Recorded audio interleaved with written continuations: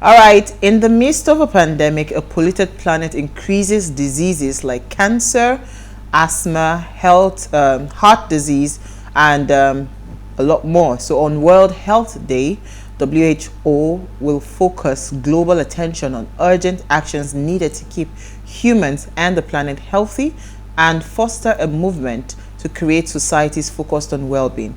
WHO estimates, as the World Health Organization estimates, that more than 13 million deaths around the world each year are due to avoidable environmental causes.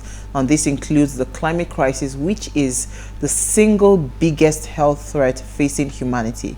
The climate crisis is also a health crisis. I mean, is a no-brainer right now with what's happening with the climate change and all of that. You can literally see what it is that the people have been talking about for years. Practically, the impact. Yes, the impact. You're seeing it practically, displayed in our everyday today living. So it's a no-brainer, and we're hoping that more people would come into the good side of trying to push out things that causes what's it called, climate degradation and all of that. The good side of their conscience. Yes, we celebrated Conscience Day the other day. Absolutely. All right, so Norma, let me start with you. What did you find for us in the news today? Unfortunately, I have really sad news today, all the way from Kenya. I have a story about a Kenyan man who killed his wife, 3 children, and surrendered to the police. So the story goes, a man in Ndat Market, Ndahi County of Kenya, has killed his wife and 3 children, after which he surrendered at the Kipkaren Salient Police Station. According to NTV Kenya, the incident occurred yesterday night, during the domestic feud between the couple. So Philip Lukorian, who is 40, confessed to the police that he killed his wife, Rispa Chelimo, who is 35, and his children, Ian Kipkosgei, who is 11, Brenda Cheruto, 9, and Linus Kipkoje, 7, respectively. Local media reports in the Ndahi County area say that they're the first among the eyewitnesses that were on the scene on the day of that crime. Reacting on social media, of course, there have been several reactions, people tending towards the situation, the socioeconomic situation all over, not just in Africa generally, poverty, the high price of food, of cost of living, frustration. I mean, I was really sad when I read this news today, because I can only imagine what would have made someone to alienate his entire family and then submit himself to the police. It really tells on the mental state of mind of a lot of people. And this is one in many, because some of the reactions say that almost on a weekly basis, we have incidents of crime or violence, homicide, suicide, or whatever it is, with regards to general frustration that people are going through, and depression that is fast becoming our experience. That's sad, quite sad, honestly. I think I saw something around that light in recent times. I'm not sure where it was again. Similar story, where a man killed his wife and children, and I think he even succeeded in killing himself. I'm not sure again now. But it's actually, it would be good to find out why. I mean, it's still an ongoing story, so the it investigations would be good. I'm happy he's alive. I'm happy he's alive. And submitted himself. Yeah, that's what I'm saying. So that's to tell you that he had already planned how he's going to go. So I'm happy he's alive to actually let's understand why he did it in the first place. He didn't go. He just ended their life, and he submitted himself, which I don't understand. Most times when people do that, they want to also end their own life. That's why I'm saying that his case is different. He had already settled in his mind that I'm going to do this, and whatever the consequences, I'm going to take it for him to have his steps. Almost like ready to be punished for his whatever he's going to do, but he's going to go ahead and do it anyway. Let me find your story, Olufumi. Just picking up from what she said, because what really would make a man do such a thing? And like what Noma said, the economy, the situation in different countries around the world, a lot of people are finding it very hard. So when I saw this, said the title, CBN finds 3 banks, 800 million over crypto transactions. You know, was it last year there was a buzz around this when, you know, they came up with this ban and they said it's no longer legal for you to do that, and people wonder, this is literally the future. So essentially what you're saying is you don't want the future. So seeing that so seeing that they are actually going ahead with it, not just to freeze people's accounts, because there were also reports of that, but to actually fine the banks. That's another level of like punitive measure. It's quite. Well, you know, when I saw this story only for me, I was wondering that I thought that ban had been there. So why did the banks go ahead to continue the transaction? Well, that's where the tricky question is, because now this news doesn't even give us more details of how they were able to know that, oh, these banks allowed the customers actually because you transacting crypto. Because, you know, I don't know if you've been seeing the latest policies that even as an individual, if you have a certain amount of your money in your account right now, they begin to question. And somebody is wondering, are you trying to say, I think now the limit is like 5 million. So once you have 5 million naira, there's already that attention. So you wonder, are we saying that because 5 million to a large extent, it's not like big, it's not big money. What can 5 million Thank do? you.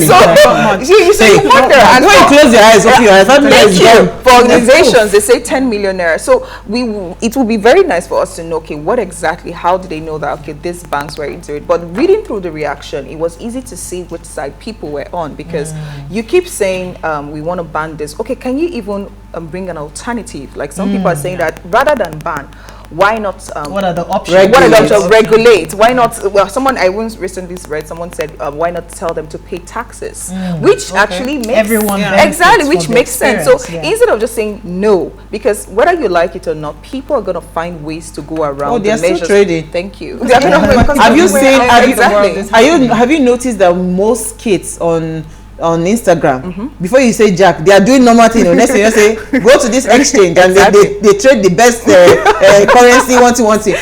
Most of the skit makers, all your favorite what's it called, comedians and influencers and what's it called, skit makers and all of that, most of them have one crypto or what's it called, exchange platform that they are promoting or the other. But it even helps them, because if you look at the value of the naira and the inflation rate today, it would be almost, I don't want to use the word impossible for you not to look for alternative measures to safeguard the little money that you're trying to make. So really, it's just quite ridiculous. We'll keep putting our exactly. Enjoy your story. Exactly. Well, I would go off Norma's story also. So I had there was a news today about an incident that happened in Osogbo.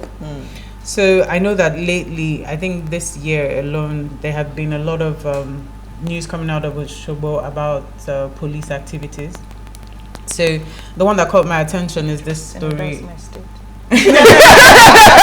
Oh wow. So anyway, this story, it's about a young gentleman. I think his name is AB for short, and that's Abiola. And Abiola went to visit a friend of his and decided to stay over. While they were having dinner, there was a police raid, and somewhere in between that there was an altercation and there was a gunshot. So Abiola was shot by one of the police guys, and at the same time, his friend's fiance were both detained. So here's Abiola bleeding, and he was taken to an unknown hospital by the police.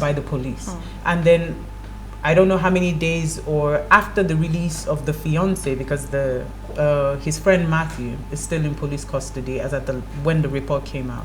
So after the release, she's wondering, okay, where is this other guy who is Abiola, who was shot, and what hospital was he taken to? Police said they have absolutely no idea where he is. But guess what? So if I want to do my CSI, side of it, I'm wondering, how do you have the phone of the guy and his wallet in your custody, and you don't know where he is?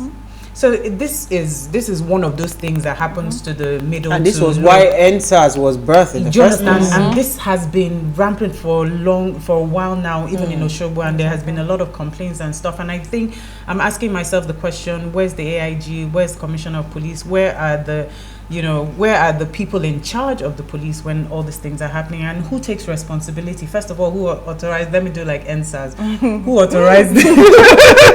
Who authorized it? And when something actually goes wrong in this system of operation, who takes the blame? Who is responsible? Who actually comes out to discuss with either the victim or even the perpetrators to actually let the public know this is what is happening and this is what we're doing as the police to actually resolve this issue? I know that I think a few months ago a police guy was actually punished for shooting someone. So I think there should be more information about this, how the police is going to deal with this situation, and it helps to calm down the general public. But I hope he's safe. That's it, because for all no purposes, one knows. nobody knows if he's even alive. That's the thing, no one knows. No, He was exactly. shot, he was bleeding, going in and Was out taken of to an consciousness. unknown hospital. Who took him there? The Okay. police. So All right, so the United Nations High Commissioner for Refugee said that over 80,000 refugees and 3.2 million internally displaced persons were in Nigeria and in dire need of help.